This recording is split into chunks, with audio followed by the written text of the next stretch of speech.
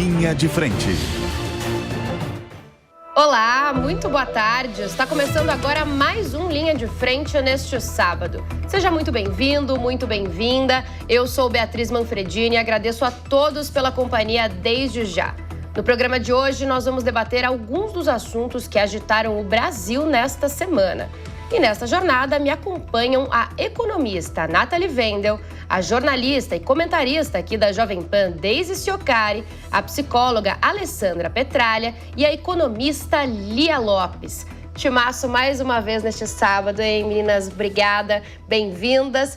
E a gente começa, então, falando de um assunto que, olha, já tem meses que a gente fala aqui no Linha de Frente e, pelo visto, a gente vai continuar falando em 2026, viu? Porque, como esperado, o Senado aprovou a nova versão do PL da dosimetria, que pode reduzir as penas dos condenados pelos atos golpistas do 8 de janeiro, como o ex-presidente da República, Jair Bolsonaro. No entanto, para virar lei, esse PL precisa agora da sanção do presidente Lula. E o petista já teria confidenciado a interlocutores que pretende vetar o projeto na íntegra, inteirinho. Se isso acontecer, o veto retorna ao Congresso, que pode manter ou derrubar. Nesse caso, o próprio Congresso, então, pode promulgar o projeto. Mas tem um porém nessa história, viu? Parlamentares governistas já prometem acionar o Supremo nesse caso. Ou seja, novela que deve continuar por aí pelos próximos meses, semanas, pelo menos, né, Deise? Janeiro, porque a gente está quase no recesso, né? Boa tarde para ti, boa tarde para os meus colegas, audiência da Jovem Pan. Esse PL da dosimetria, quando a gente para olhar para esse ano que passou, de 2025, ele tomou conta da pauta no Congresso Nacional, né? Ele começou lá no primeiro semestre como o PL da anistia e desde o primeiro momento sabia-se que nem o Hugo Motta nem o Davi Alcolumbre queriam pautar ele, e aí agora virou esse PL da dosimetria. E me chama a atenção que na madrugada de quarta para quinta-feira, a forma como ele foi aprovado, ela foi aquela forma do Congresso Nacional que faz tudo de madrugada, faz às 3 da manhã, com aquele poder de barganha que é próprio do Congresso Nacional, e mesmo assim as coisas ainda não se resolvem, né? A gente deve retomar essa discussão em 2026, num ano eleitoral, e um projeto que era para encerrar uma discussão, para deixar o ano eleitoral começar limpo, o que ele deve fazer efetivamente é aprofundar a polarização, né, aumentar as diferenças. O presidente Lula provavelmente vai vetar esse projeto, ele vai voltar para a discussão, e no ano eleitoral eu acredito, Bia, que isso vai ser extremamente confuso e um pouco perigoso, porque a gente vê aí um ano que está se desenhando de novo para uma polarização muito forte. Então eu acho que o PL da dosimetria, na verdade, nesse ano de 2025 que passou, ele foi um desserviço para a sociedade e para o Congresso Nacional. Agora, Deise, na semana passada eu fiz uma pergunta, que eu vou começar com você, uma pergunta de resposta curta e vou passar para as meninas, pensando que foi aprovado no Senado e que a gente ainda não sabe, então, se tem veto, se não tem, se vai chegar no STF ou não. Dosimetria é uma vitória para o ex-presidente Jair Bolsonaro ou é uma derrota porque ele não conseguiu a anistia irrestrita? Não, é uma vitória, porque desde o momento que entrou na pauta na Câmara dos Deputados como o PL da anistia, já se tinha a ideia de que ele não seria aprovado. Então, o Hugo Motta, se a gente for olhar um pouquinho em retrospecto, tanto o Hugo Motta quanto o Davi Alcolumbre sempre falaram que não queriam nem a discussão do PL da anistia. Então, a aprovação da dosimetria, ela vai beneficiar o ex-presidente Jair Bolsonaro, ela vai beneficiar aquele núcleo que ele queria, que ele defendia e defendeu muitas vezes em manifestações. Então, sim, é uma vitória, e eu diria até que é uma grande vitória. Alessandra, a gente falar um pouco dessas idas e vindas, essas instabilidades, principalmente em ano eleitoral, briga entre Congresso e outros poderes, tudo isso mexe com o psicológico, a cabeça do brasileiro em ano eleitoral? Sim, com certeza. Com certeza. E quando a gente fala também com relação a esse tema sobre o Estado flexibilizar penas, nós temos aí várias reações da população. Então, metade da população, ela se sente com medo social, porque é algo vulnerável, e a outra metade querendo vingança. Então, é assim que a gente vê os comportamentos das pessoas. Então, por um lado, se beneficia Bolsonaro, mas também tem essas reações que a gente vê, né, na população. Inclusive, a gente tem uma arte sobre a situação, né, a vontade ou não, o que disseram os brasileiros sobre esse assunto. Quase metade deles disseram que discordam da decisão do Congresso Nacional.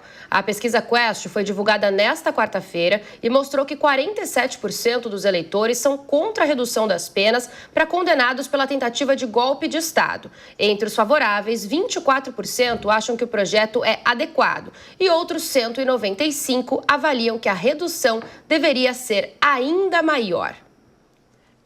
Para a gente continuar ainda nesse cenário, Nathalie, queria te ouvir também um pouquinho. Isso acende ainda mais a polarização no país?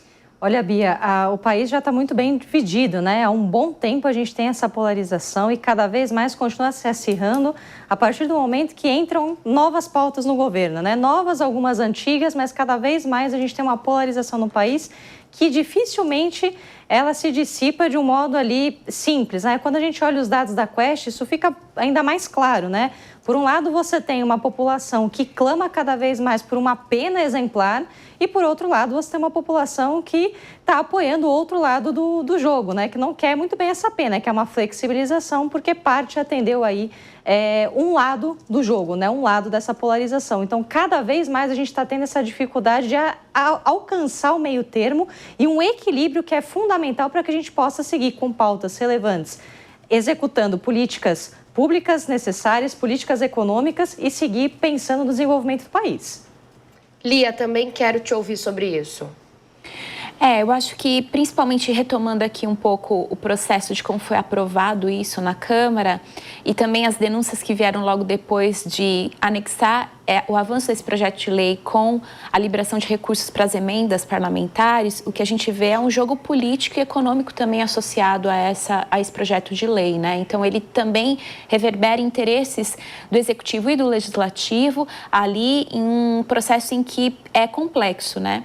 E novamente, isso fica exacerbado em uma agenda em que, novamente, os poderes acabam legislando a seu favor, a seus interesses, e não ao interesse da população. Isso que é o mais drástico, né? Então, a pesquisa, ela evidencia que o apelo popular não é favorável a esse tipo de projeto. As manifestações que aconteceram também no final de semana passado mostram isso, e ainda assim o Congresso, tanto Câmara quanto Senado, avançam com essa agenda. Então, de fato, é um processo que muito complexo, com muitas vertentes e com interesses que não estão explícitos, mas que estão na mesa do jogo, pensando inclusive os próximos passos para as eleições que vão ser disputadas no ano que vem. Só uma pequena correção antes de eu passar para o próximo recorte da pesquisa. Eu falei 195, são 19% que avaliam que a redução deveria ser ainda maior, a redução de penas, ou seja, quase realmente ali uma anistia, um perdão, como defendiam alguns apoiadores, principalmente do ex-presidente Jair Bolsonaro. Então, outra página agora da pesquisa para a gente olhar, nessa mesma Quest, 58% acham que a proposta foi feita apenas para beneficiar o ex-presidente Jair Bolsonaro.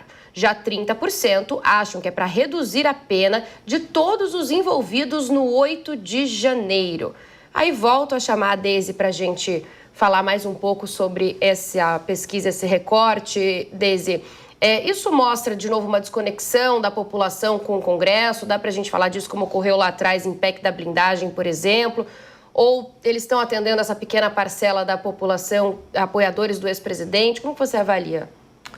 Bia, tem uma desconexão do Congresso com a sociedade brasileira e isso é muito gritante, né? Se a gente for olhar para 2025, o Congresso só trabalhou em cima de pautas de autoblindagem, de literalmente uma proteção das castas, né? A gente falou de PL da anistia, dosimetria, e o Congresso paralisou e não falou em regulação da reforma tributária. Todos os projetos da segurança pública, eles ficaram para o ano que vem. E detalhe, o Congresso só começou a falar de projeto de segurança depois do que aconteceu no Rio de Janeiro. Então, é sempre aquela reação tardia do Congresso Nacional. Na hora de aprovar benefícios, liberação de emendas, Pix, qualquer coisa que beneficia eles próprios, eles são muito rápidos. Inclusive, eles votam, como aconteceu nessa semana que passou, durante a madrugada. Mas quando são projetos que interessam a sociedade, esses projetos acabam se estendendo, ficando para o ano eleitoral. E provavelmente no ano eleitoral eles vão se perder com a desculpa de que agora a gente tem que pensar na reeleição ou tem que trazer uma resposta, um compilado para a sociedade do que aconteceu. Então, o Congresso Nacional ele tem uma desconexão muito forte, sim, com a sociedade brasileira. Aliás, os poderes estão se distanciando. Quando a gente pega pesquisas que mostram hoje a relação da sociedade com as instituições brasileiras, a desconfiança é muito grande. E aí, quando você vê um Congresso Nacional se blindando e legislando em causa própria, a explicação está dada.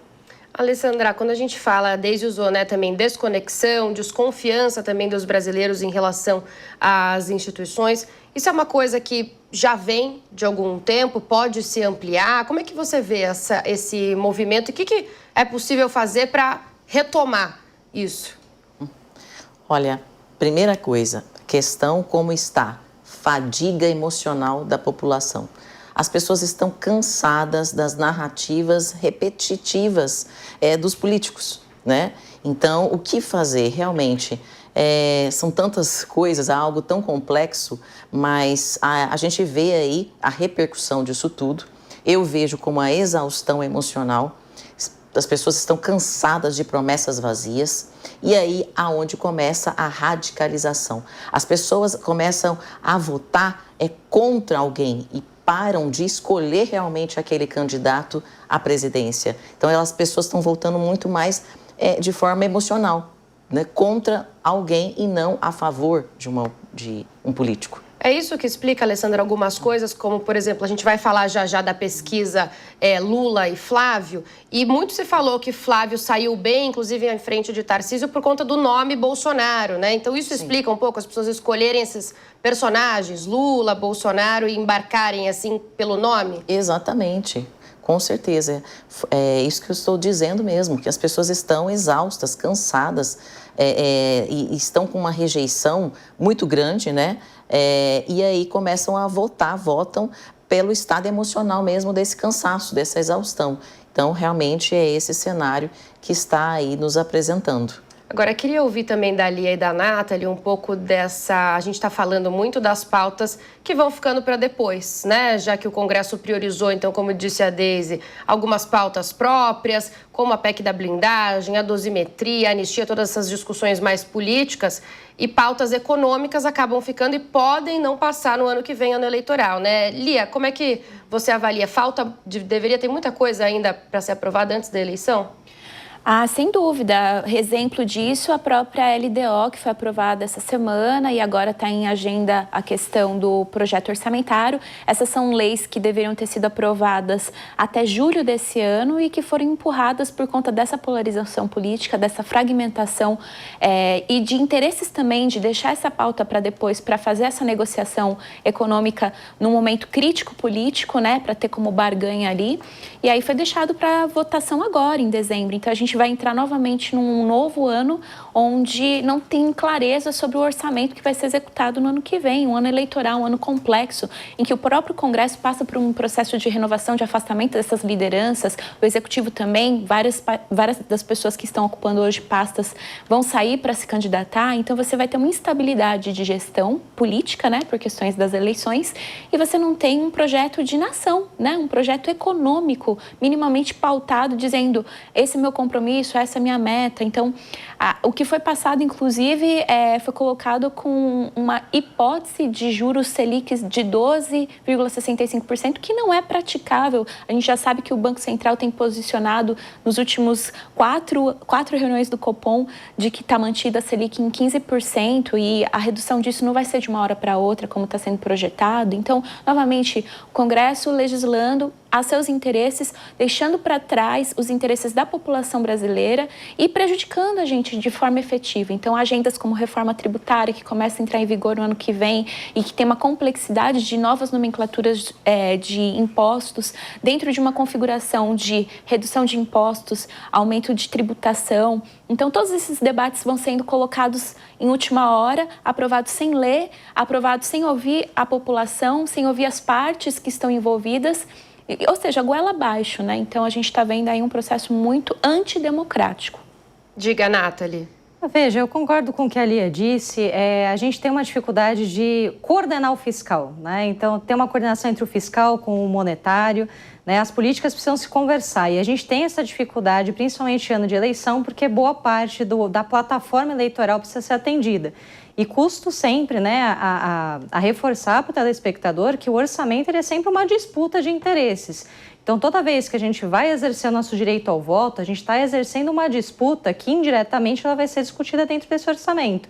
Então, isso precisa ser muito bem dividido, muito bem analisado, precisa ser votado dentro ali do que prevê, né, a nossa regra de ouro, né, a nossa lei de responsabilidade fiscal, para que não incorra ali em, né, atos contra, né, o próprio Estado democrático de direito. Então, tudo isso precisa ser colocado nos trilhos novamente, precisa ser avaliada a questão da inflação. A gente teve, inclusive, a proposta ali de um salário mínimo já perto de R$ 1.600, né, que muitas vezes não cabe ali dentro do orçamento. E quem vai sofrendo cada vez mais com isso é a população, que ainda continua com uma inflação super ali pressionada, bem como a Lia trouxe aqui para nós, né? Nós temos ainda previsões aí do Banco Central tentando controlar essa inflação, mas que não adianta a gente buscar uma taxa voltada ali a 12,5% ou até mesmo, né, a manutenção dos 15% até março de 2026, se a gente não consegue de fato colocar o fiscal no eixo, ou seja, conseguir direcionar todo o nosso arcabouço ali para o que de fato a gente precisa, que de fato a gente consiga fazer uma reforma estrutural.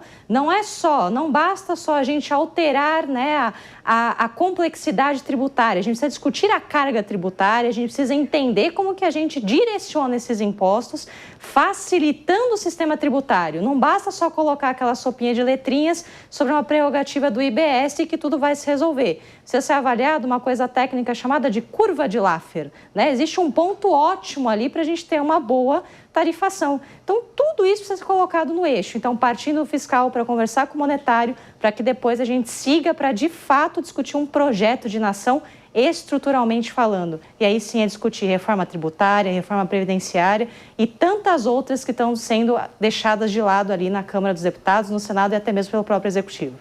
Falando na Câmara e no Senado, eu quero seguir no Congresso Nacional, porque depois de um encontro inesperado entre Lula e Hugo Motta, a Câmara dos Deputados aprovou um projeto que corta isenções tributárias e aumenta a taxação sobre fintechs e casas de apostas. O resultado é uma liberação de 22 bilhões de reais no orçamento de 2026. A reconciliação entre Lula e Motta vinha sendo defendida por interlocutores políticos dos dois lados e foi selada graças a uma articulação do ministro da Fazenda, Fernando Haddad. O Senado confirmou a votação e garantiu esse alívio bilionário aos cofres públicos em 2026. Antes da gente voltar a falar da parte econômica, vou chamar a Deise para falar um pouquinho dessa reconciliação.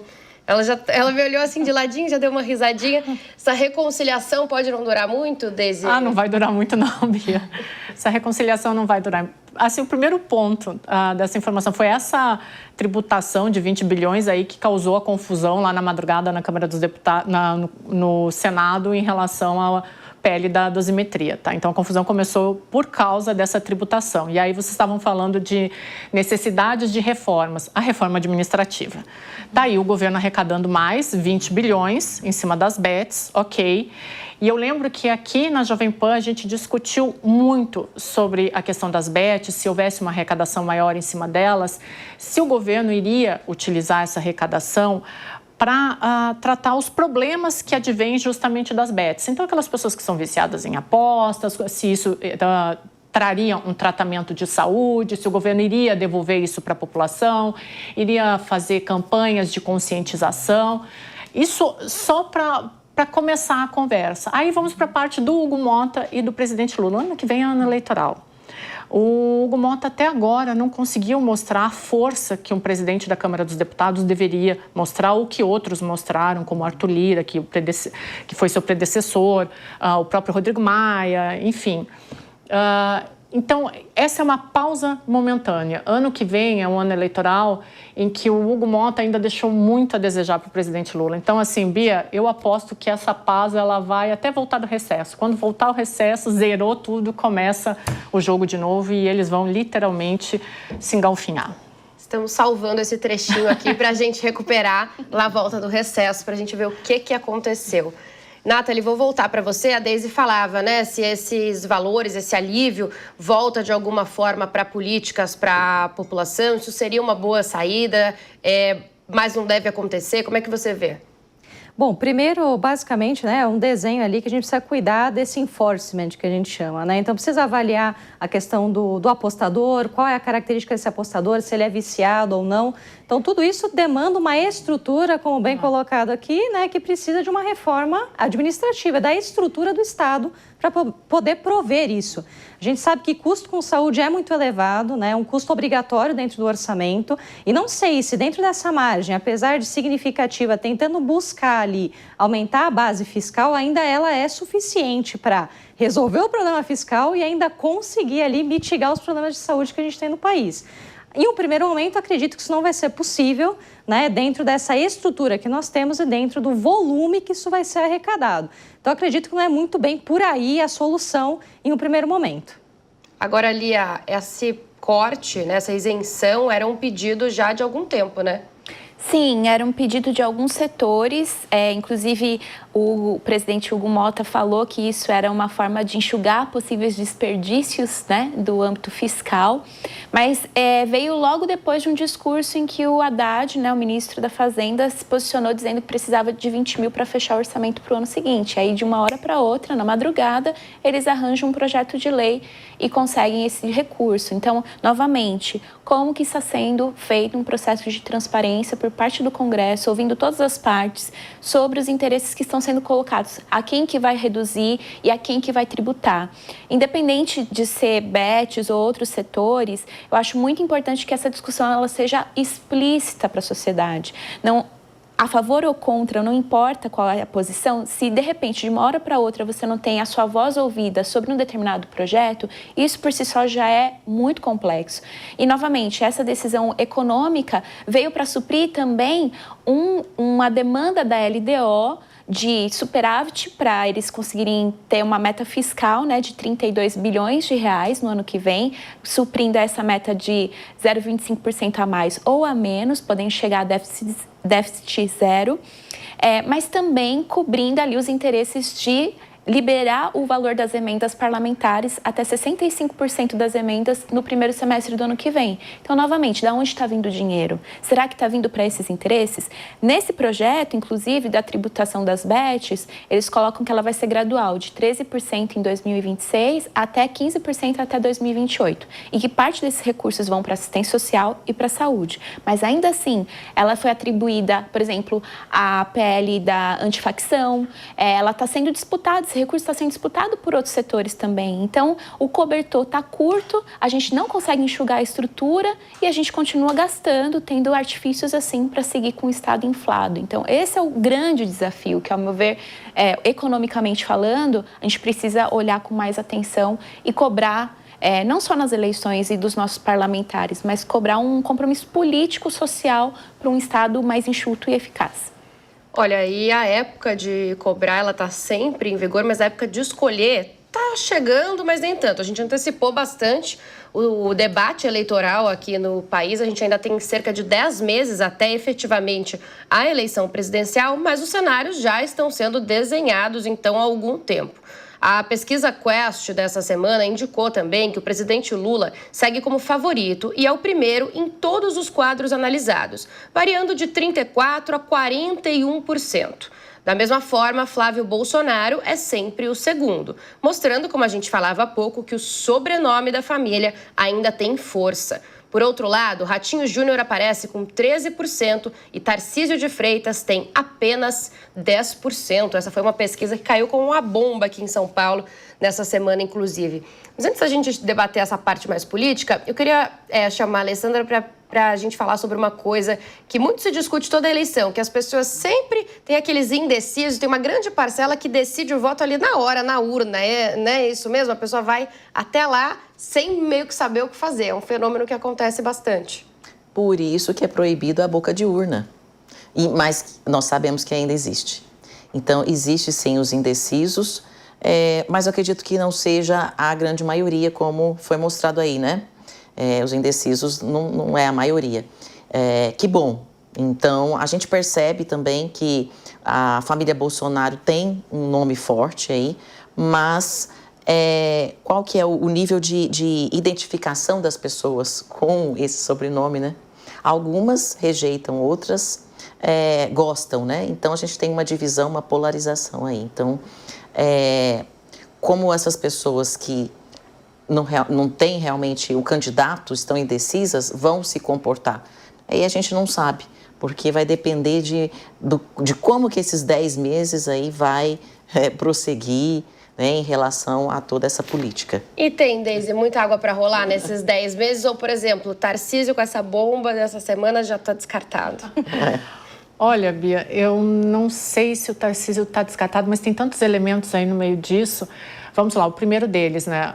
O sobrenome, ele carrega um simbolismo muito forte, né? Então, é a família Bolsonaro, o eleitor, ele já associa. E a gente tem vários exemplos disso no mundo inteiro, né?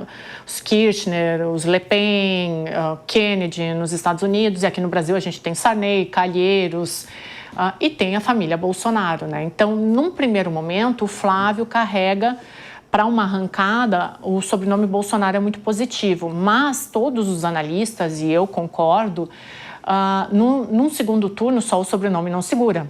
Né? Então, precisa de uma coalizão em torno do nome Flávio Bolsonaro. Né? E ele precisa se apresentar como alguém que não é só o filho do ex-presidente, né? Porque ainda mais se ele for disputar com o presidente Lula, né? Então, precisa de uma construção. Segundo ponto, que a Bia, que faz as apurações aqui, conhece de bastidor muito melhor do que eu, mas tem um elemento em eleição de bastidor que é fundamental, que se chama Gilberto Kassab. Né? Então, o Kassab, ele desejou, acho que foi na semana que passou, ele desejou boa sorte ao Flávio.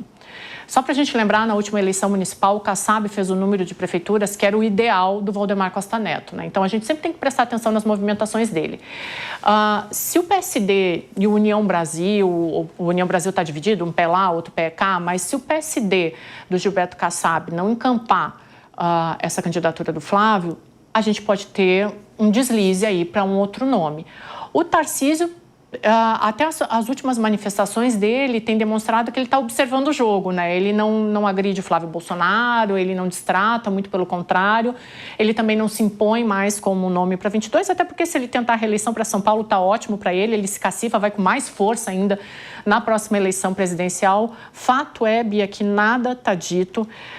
Eu acredito que essa candidatura do Flávio, ela não se sustenta até o final por falta de coalizão. Num primeiro momento, para a pesquisa funciona super bem, porque é da família Bolsonaro. Mas, assim, o presidente Lula, ele já tem montado uma coalizão. A gente tem que lembrar que na última campanha ele fez um bloco muito forte em torno do nome dele. Isso é fundamental numa campanha presidencial. E o Flávio precisa construir isso, né? Então, por enquanto, ele é o filho do ex-presidente. Mas a gente sabe que campanha presidencial envolve muito mais, fora o elemento Gilberto Kassab.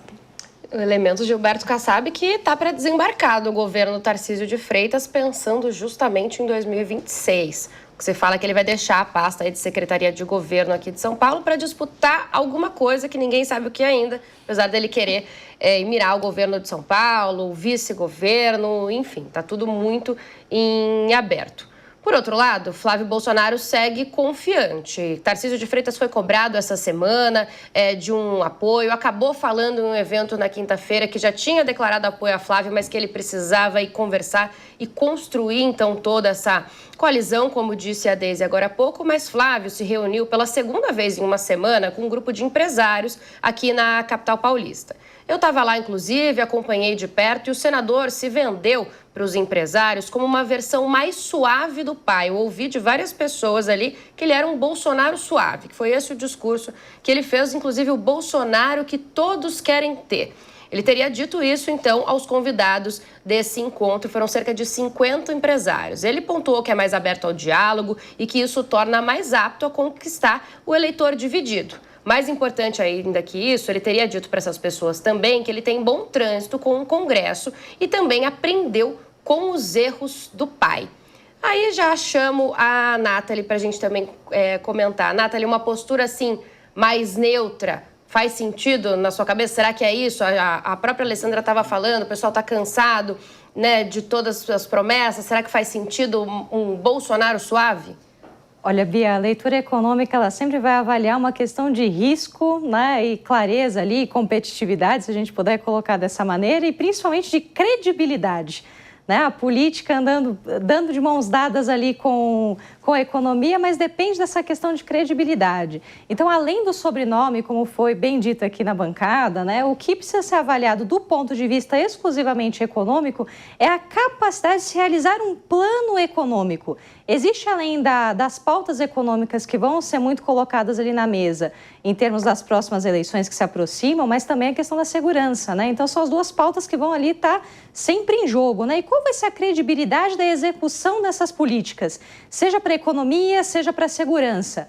Especificamente na economia, o que precisa ser avaliado é a questão, né? Se Flávio Bolsonaro ali vai ser uma versão mais simplista do pai, ao ponto de não ter que mudar, inclusive, o Ministério da Fazenda, retornando ao Ministério da Economia e retomando a ideia de um superministro como Paulo Guedes. Então, quem será, de fato, esse novo ministro da Economia?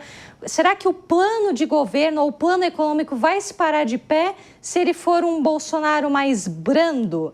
Né? Então, isso a gente precisa avaliar, porque em termos econômicos, e o mercado vai estar preocupado basicamente com a curva de juros de longo prazo, a questão do câmbio evitando se deteriorar justamente por conta do resultado do tarifaço e a questão dos investimentos que a gente precisa atrair. Então, não sei bem se ser suave nesse momento ou, eventualmente, buscar uma versão ali que não seja...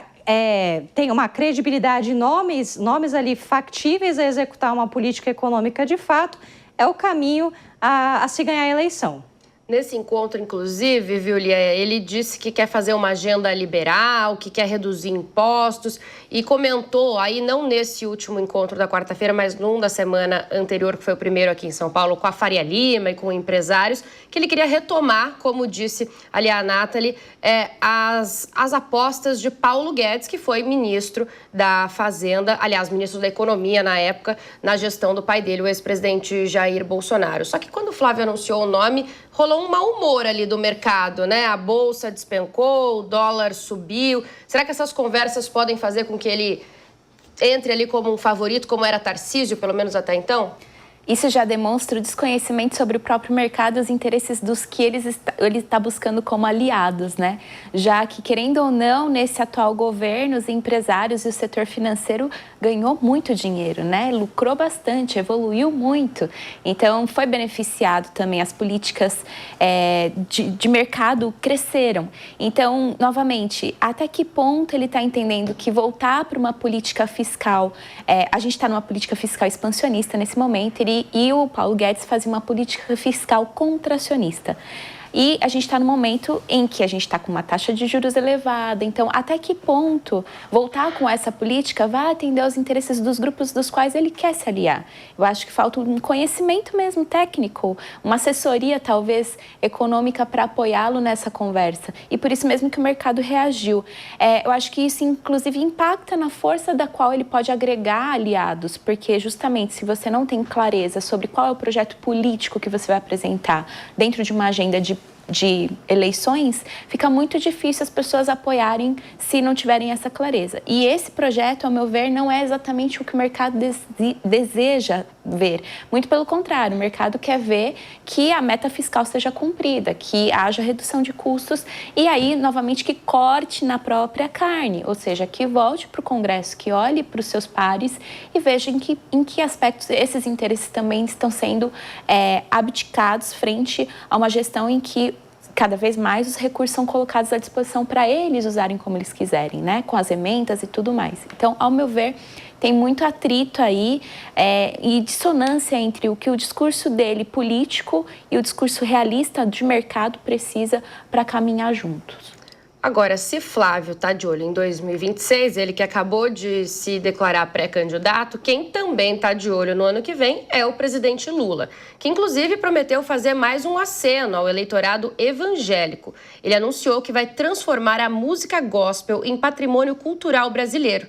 Essa promessa foi feita em fala direcionada ao advogado-geral da União, Jorge Messias, que é o indicado de Lula para o Supremo Tribunal Federal. Messias é evangélico e tem o apoio desse grupo para ser confirmado no STF.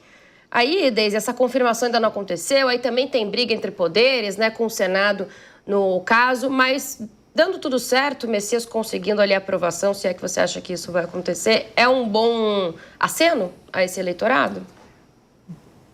Bia, isso vai soar oportunista de um jeito, porque a esquerda ela sempre teve, não é uma desavença, mas uma dificuldade de entrar no eleitorado evangélico, né? E o eleitorado evangélico no Brasil, hoje a comunidade evangélica, ela representa entre 25% a 30% do eleitorado. É uma comunidade que vota com identidade, tem capilaridade e tem estrutura muito forte, né? Então a identidade deles, ela normalmente sabe em quem votar. E nunca é na esquerda, ou quase nunca é na esquerda. Na esquerda tem essa dificuldade para entrar. A esquerda sempre fez um aceno muito maior aos católicos, inclusive o PT surgiu das comunidades eclesiais de base, né? E a direita teve essa capilaridade muito maior no setor evangélico. Então, eu entendo e eu só vejo isso como uma reação a 2026 do presidente Lula, uma vontade de entrar no eleitorado evangélico, mas vai ter que tomar um cuidado para isso não soar oportunista, Bia, porque não faz o menor sentido. Assim, o PT já teve várias desavenças com o eleitorado evangélico. Eu não, assim, eu confesso que a primeira vez que eu vi essa matéria, eu olhei e disse, não pode ser, né? Isso é uma brincadeira, porque está soando oportunista demais ainda no ano pré-eleitoral, né? Se isso for aprovado ali no ano eleitoral, pior ainda. Então, acho que não faz o menor sentido. E do jeito que a comunidade evangélica se estabelece, eu acredito que não deva ter repercussão nenhuma. Alessandra, a gente fala muito, né, que política e religião não se misturam, que não se debatem, mas nesse caso, acho que mistura bastante, pelo menos aqui no Brasil ainda, né? Me parece que sim. E tem a ver com um poder simbólico de fé, né? Então é algo sagrado, a música gospel. E é como vocês disseram aqui, que qual que é a intenção? Para todo comportamento há uma intenção. Nesse caso, qual é, né? Pode ser, realmente, me parece, entrar ali no eleitorado, né, que é evangélico, que tem 30%, é isso, 25 né? 25 a 30%. 25 a 30%. Mas, pensando nas intenções que está por detrás, nós ficamos, assim, um pouco em dúvida, né? Será que o presidente Lula tem outras apostas melhores, Nathalie, como, por exemplo, usar a isenção do imposto de renda, a escala 6x1 que deve entrar em debate? Tem apostas melhores para 26? A Bia poderia ter apostado em outros setores que não esse, né? Não em termos da questão dos evangélicos. Acho que ele precisa atrair esse público para o voto. Não é uma questão oportunista, né? Mas é uma questão muito mais consciente, né? Pautas que realmente atendam a todos ali que estão ali, vão exercer seu direito ao voto, né? Isso pode ser via isenção fiscal, isso pode ser via outros artifícios políticos, né? É claro que aí é o malefício, né, de se fazer isso, porque é um ano eleitoral e você acaba, como a gente, tanto eu e a Lia viemos aqui reforçando, você acaba deturpando, né, uma necessidade de reajuste fiscal. Mas fato é que na corrida política vale tudo, né? Então a gente está basicamente vivendo novamente um vale tudo e um vale tudo que não é tão honesto como deveria ser. Ainda falando no presidente, na última reunião ministerial do ano, Lula deu um enquadro na cúpula do governo. Ele ressaltou que os partidos aliados devem sair de cima do muro e se decidir de que lado eles ficarão na eleição de 2026. O presidente ressaltou que as pesquisas de opinião pública não captam um momento favorável do país por conta da polarização política que dominou o Brasil. Lula confirmou ainda a saída de Celso Sabino, que foi expulso do União Brasil e agora foi demitido do Ministério do Turismo. Gustavo Damião, filho do deputado federal Damião Feliciano, do União Brasil da Paraíba, foi indicado pelo partido. Vou começar essa com a Lia para a gente pegar essa frase inicial, Lia. Lula quer dizer que tem um momento bacana ali economicamente para o país que está sendo capturado de alguma forma? Por exemplo, será que ele já perdeu um pouco a narrativa ali da soberania frente aos Estados Unidos? A onda já passou? Ele está tentando aproveitar justamente esse momento em que, aparentemente, as forças executiva e legislativa estão se conversando para apaziguar, né, determinadas situações polêmicas que foram arrastadas ao longo deste ano e dentro de um cenário, de um contexto, inclusive, internacional favorável, principalmente pós-COP30, com o pronunciamento do Trump, agora com a aproximação do acordo Mercosul e União Europeia. Então, é um contexto em que ele quer mostrar serviço, e não é à toa, né? Então, ele cobra ali dos seus ministros, mostrem os trabalhos que foram realizados nos últimos 3 anos para que a população veja o antes e o depois do nosso trabalho, né? E, obviamente, quando você está na estrutura de Estado, né, de poder, você tem possibilidade de colocar isso em jogo. Mas eu fiquei também refletindo, só voltando ainda no ponto da música gospel, né? Ela também tem uma indústria muito estruturada que não estava sendo reconhecida e valorizada. Então, também tem uma jogada econômica ao reconhecer isso como um patrimônio cultural, porque isso abre espaço para que essa indústria, que já é grande, mas ela possa se efetivar, possa conseguir abocanhar novos recursos, participar de outros processos. E eu acho que essa é um pouco a jogada que está agora, né, com essa conversa ministerial, ou seja, pensando ali como que você demonstra o trabalho que foi feito para garantir ali os possíveis votos no ano que vem. Aí eu vou chamar a Deise para voltar a falar de uma figura que a gente colocou agora há pouco, Gilberto Kassab e outras, né? Porque dentro dessa pressão aí, tem uma pressão, inclusive, ao PSD de Kassab e ao MDB, principalmente, para que eles escolham um lado. E tem todo esse imbróglio do União Brasil, que, ao que parece, está mais para o outro lado do que para o lado do presidente Lula, né? Será que a gente vai ter uma definição mesmo, depois de uma pressão como essa, na reunião? Não, Bia, não vai ter. Assim, o primeiro ponto dessa reunião que me chama a atenção é que ela teve um cunho todo eleitoral, né? Ou seja, a partir de 2026, esquece gestão, né? A gente já está falando em campanha eleitoral, né? Então, qualquer novidade em relação à segurança, saúde, a gente nem falou de saúde, né, nesse último mandato. Então, isso tu esquece, não vai acontecer, né? A gestão já era. Em relação aos partidos, o MDB... Desde a abertura democrática até hoje, o MDB só não ficou 1 ano, tá? Não estou falando nem de mandato, ele não ficou 1 ano do lado do grupo que chegou ao poder. Então, teve 1 ano do período democrático em que o MDB ele promoveu uma abstenção do partido. Todos os anos ele acabou indo para o lado que venceu, né? O Gilberto Kassab, ele já tem deixado claro que ele vai ver nas coligações regionais, ele vai ver como que vai funcionar em São Paulo, se ele lança o nome do Ratinho. E o União Brasil é um problema gigantesco, porque a União Brasil tem ali vários parlamentares que são da base do governo, mas também tem dissidentes do PFL, que historicamente, durante toda a abertura democrática, foi o grande opositor do PT.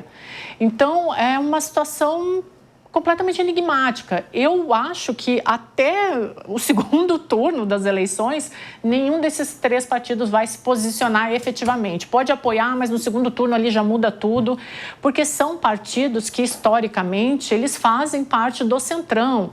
E o Centrão é essa base, a gente costuma dizer na ciência política que é uma massa amorfa do Congresso Nacional que vai, que nem uma gelatina, eles vão se moldando ali no Congresso Nacional e nos poderes conforme o movimento, né? Conforme eles percebem quem vai ganhar. Então, dizer, por exemplo, que o PSD, ou União Brasil, ou o MDB vai dizer, não, nós vamos ficar do lado do presidente Lula ou do candidato da direita, isso não vai acontecer. Até o segundo turno isso não vai acontecer. E depois do segundo turno eles vão se mexer novamente. Olha, a agitação prometida para 2026, né? E a gente, em 2025, já desde o meio do ano, então, falando de eleição, é um gostinho aí do que promete o ano que vem. Para a gente falar um pouco de Brasil e relações também com outros países, vamos virar um pouco a página? A Premier italiana até protestou, o presidente francês fez o mesmo e o acordo comercial entre Mercosul e União Europeia está cada vez mais longe de ser assinado. Em resposta, o presidente Lula avisou: os países sul-americanos já chegaram ao limite das negociações. Se a votação não for realizada pelos países europeus, não haverá acordo nenhum. A gente tem, inclusive, né, a aspa, o presidente Lula disse o seguinte, olha, abre aspas, vou ler para vocês. Se a gente não fizer agora, o Brasil não fará mais acordo enquanto eu for presidente. É bom saber. Faz 26 anos que a gente espera esse acordo. É mais favorável para eles do que para nós, fecha aspas, do presidente Lula. Enquanto isso, nas ruas de grandes cidades europeias, agricultores voltaram a protestar contra o acordo, que está, então, perto de ser enterrado, ao que parece. Nathalie, não sai, então, Lula tentou jogar para eles ali, falar que o acordo é melhor para a União Europeia, mas eles não estão querendo, aparentemente mesmo, né? Acho que esse acordo, ele se demorou 26 anos para sair, não vai ser de uma hora para outra que vai sair, né? Então, a gente tem quase o século passado já, vem sendo discutido desde o século passado, né? Essa negociação, esse acordo, e nunca sai, né? O próprio Mercosul foi, né, recente, né? A gente conseguiu firmar esse acordo recentemente, e a gente tem muita dificuldade porque, principalmente no Brasil, é conhecido, né, como o fator ali de... a gente chama de a maldição dos recursos, né, naturais. Então, é um país que tem muito recurso natural e, obviamente, vai pautar ali muito mais para a agricultura. Fato é que os países europeus têm essa dificuldade de abundância de terras e esses recursos naturais. Então, por lógica ali, você tem um desequilíbrio econômico, né? A gente vai ter uma oferta maior de produtos agrícolas do Brasil, que vai colocar isso na pauta de negociação, e do lado, né, da Europa tem que ceder essa negociação para o Brasil, ou seja, o Brasil vai exportar muito mais a sua agricultura, sua característica agro, do que exportar produtos de alto valor agregado, que é o que a gente vai demandar da União Europeia. E aí, fato é, né, que a gente sempre vai sair perdendo, uma vez que a gente não consegue ter o recurso ali, né, de exportação de valor agregado. Então, a gente já saiu perdendo. O tempo está passando e a gente vai continuar na mesma. Não adianta ter uma revolta, seja da França, seja da Itália. Os termos de negociação são desfavoráveis para o Brasil e para qualquer país aqui latino-americano que tem essa condição dos recursos naturais abundantes e não consegue oferecer, né, tecnologia para os países europeus que têm de sobra. Ali a Alemanha e a Espanha até parecem mais favoráveis de alguma forma, né? Mas a surpresa foi a posição da França, porque Lula e Macron viviam, pelo menos ali, uma boa relação. Tinha meme na internet e tudo, né? Inclusive a participação dele na COP, né? Então, todo mundo achando que a França estava mais próxima do Brasil. Mas aqui, nitidamente, é um interesse que dentro da economia a gente chama de barreira de entrada. Ou seja, ele está defendendo os interesses dos agricultores e, portanto, os agricultores franceses e, portanto, ali a entrada de produtos da América Latina, né, do Mercosul, nesse mercado europeu ameaça preços, é mais competitivo e, portanto, nessa estrutura em que eles não podem ter escalabilidade, como a Nathalie já trouxe, né, dado a limitação de produção, obviamente que o preço dos nossos produtos podem ser mais competitivos com que os deles. Inclusive, dentro desse acordo, eles estão falando que se o preço do produto do Mercosul for 5% menor comparativamente ao preço do produto europeu, isso já seria um motivo de oposição por parte da França determinado para não abertura ou não entrada nesse acordo. Então, assim, os interesses econômicos colocados ali dos grupos, e não são só os agricultores, tá? Existem outros setores da indústria, de serviços, de manufatura, que também estão nesse jogo. É a bioeconomia como um todo que está colocado aqui nesse acordo.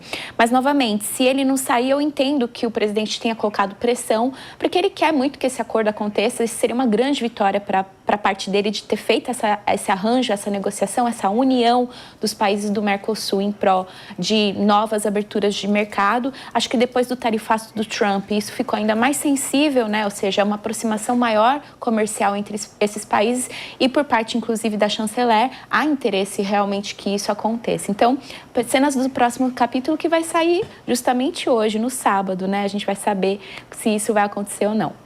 Bom, só para registrar, eu falei, o Lula e Macron têm uma boa relação, as meninas estavam aqui assim, ó. Mais ou menos, mais ou menos.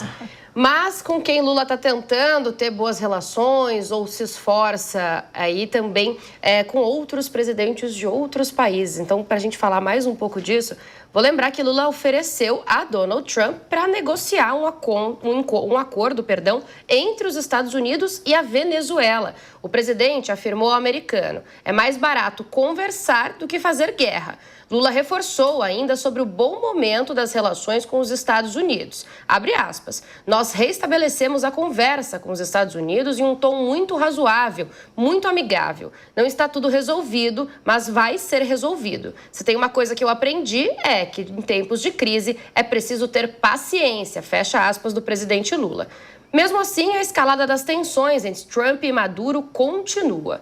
Depois, em café com jornalistas no Palácio do Planalto, Lula disse mais uma vez, abre aspas, Trump é meu amigo, tem 80 anos de idade. Não tem por que brigar, sem nenhum tiro, sem nenhuma arma, sem nenhuma bomba na costa brasileira, fecha aspas. O brasileiro voltou a defender o diálogo e a negociação e garantiu que tentará falar novamente com Trump até o Natal. Alessandra, essa amizade toda em negociações, assim, ela faz sentido, esse posicionamento do presidente Lula em tentar sempre conversar, o diálogo, mesmo em momentos ali difíceis ou em situações entre dois países, por exemplo, que ele nem está no meio? Então, Lula sempre tenta ser muito conciliador, diplomático, até demais. A gente sabe que o Trump já tem aquela narrativa, até o arquétipo que a gente chama inconsciente, ou não tanto inconsciente mais, né, de autoritarismo mesmo, né? Então, assim, ele tá querendo ali mostrar uma aproximação, né, com o Trump, mas eu acho que do outro lado não é bem assim não, viu? Eu não acredito, não. Assim, não é isso que a gente vê. Bom, ainda falando de Donald Trump, em tempos de redes sociais e da velocidade da informação, Donald Trump sabe como poucos controlar o espetáculo midiático. Nessa semana, ele anunciou que faria um pronunciamento e o mundo inteiro parou para assistir. Havia um temor do anúncio de um conflito armado contra a Venezuela ou do envio de mais militares para o Mar do Caribe. Entanto, os planos dos republicanos eram bem diferentes. Ele aproveitou a oportunidade apenas para listar os feitos do primeiro ano de governo. E o mundo inteiro assistiu aliviado. Daisy, funciona essa estratégia? Será que pega aqui no Brasil? Olha, a gente tem uma péssima mania de importar tudo, né? Então eu acredito que funcione, sim. Agora, o Trump, nesse anúncio dele, ele estava muito mais preocupado com as eleições no Parlamento americano do ano que vem, né, que vão ser muito importantes para ele, do que qualquer outro aspecto externo, né? Então, e foi até curioso, porque ele usou no discurso dele muitas palavras no superlativo, né? E falou muito mais rápido do que ele estava acostumado, porque ele queria mostrar que esse primeiro ano de governo dele foi absurdamente sensacional, que a economia estava muito boa, que a questão da imigração tinha sido resolvida, que todos os problemas eram da administração anterior, da administração do Biden, né? Então, pelo menos ele não provocou nenhum atrito com nenhum outro país, mas o que ficou claro, Bia, nesse discurso dele era que o interesse dele era totalmente nas eleições do Congresso americano do ano que vem. Isso foi taxado, assim, ficou muito claro. A gente está quase encerrando Linha de Frente, então eu vou voltar um pouco aqui para o Brasil agora, mais especificamente nessa semana para São Paulo. Em vitória parcial de Nunes e Tarcísio, o ministro de Minas e Energia, Alexandre Silveira, veio aqui para a capital paulista para uma reunião sobre o caso Enel. O prefeito e o governador pressionavam por uma intervenção imediata pelo fim da concessão nas mãos da gigante italiana. Silveira defendia até a extensão do contrato, como a empresa solicitou como uma contrapartida de investimento bilionário. No entanto, segundo ordem de Lula, Silveira rejeitou a intervenção, mas determinou o início de um processo de caducidade da concessão. Na prática, agora, a Agência Nacional de Energia Elétrica vai comunicar à Enel, listar os problemas e dar um prazo para eles serem resolvidos. Depois, se não houver solução, a agência pode declarar o fim do contrato. A FEComércio de São Paulo avalia que as perdas para os setores de comércio e serviços já ultrapassam 2 bilhões de reais apenas com o apagão agora de dezembro. E são vários apagões, né, gente? Desde 2023. Vocês ficaram... Alguém ficou sem luz aqui? Ficou, Daisy? Quanto tempo? Nossa, eu fiquei, acho que 30 horas. E desde que o Tarcísio começou a ameaçar esse rompimento de contrato, todo dia pisca a luz lá em casa. Aí eu já fico apavorada. Mas, eu, assim, só pegando o gancho aqui, eu acho que uma das análises mais sensatas que eu vi em relação a esse caso foi o do nosso colega aqui de Jovem Pan, o Evandro Cini, que falou que essa empresa ela não tem mais a menor condição de continuar em São Paulo. Não existe. Como que uma empresa coloca São Paulo debaixo de trevas por uma semana, por 10 dias, quebra comerciantes e isso vira uma coisa recorrente. E o contrato continua. A gente brinca que aqui em São Paulo sempre teve um grande problema de segurança, né? Mas o medo do paulistano agora é quando começa a ventar. Isso é um absurdo. Começou a ventar, a gente, vou ficar sem luz. Então, está mais do que na hora de tirar essa empresa de São Paulo. Não faz o menor sentido, não tem competência. É uma empresa privada que não consegue estabelecer o mínimo. Eu espero, sinceramente, que o Tarcísio e o prefeito consigam tirar esse caos que se chama Enel aqui de São Paulo.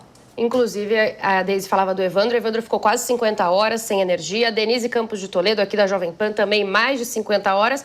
Fora pessoas que nós entrevistamos, 6 dias. Eu já entrevistei gente no ano passado, 9 dias. Então, realmente, é medo do vento e medo do escuro, né? Nathalie, rapidamente a gente está acabando.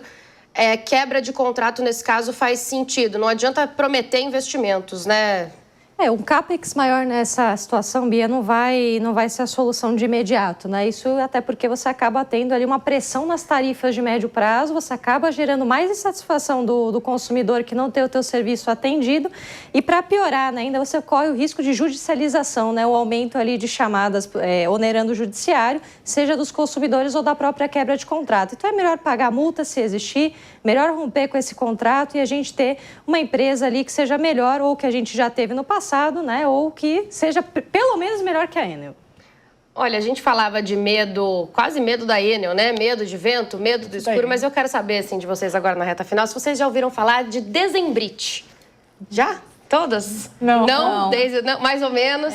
Bom, eu tô aprendendo agora, acho que a Alessandra ouviu falar bem. A Dezembrite, ela é a síndrome do fim do ano. Bom, tenho certeza que todo mundo conhece alguém que sofre com esse problema. Isso porque as datas festivas podem parecer sempre algo positivo. É maravilhoso festejar, reunir os amigos e a família, mas ao mesmo tempo, essa pressão, porque para que esse momento seja muito feliz, torna esse episódio do ano emocionalmente sensível. Amplia um monte de memórias, o saudosismo e às vezes, em vez de ampliar a alegria, gera uma sensação de saudade ou até de tristeza. O fim do ano exatamente não gera tristeza, mas ele cria gatilhos e oferece menos oportunidades de esconder esse lado. Alessandra, é isso mesmo, né? Dezembrite? Isso comum? Mesmo. Muito, muito comum, muito comum. E o pior de tudo é as pessoas negarem o que estão sentindo. Por que tem que estar feliz no fim de ano, né? Então, a pessoa ali, como foi dito, tem vários gatilhos, principalmente luto. Quantas pessoas, né? Poxa, eu estava na presença do meu pai há uns anos atrás, agora mais um Natal sem o meu pai, vamos dar um exemplo, ou sem a mãe, sem um ente querido, né? São vários os gatilhos, comparações com outras pessoas, né? Aquelas vidas perfeitas nas redes sociais.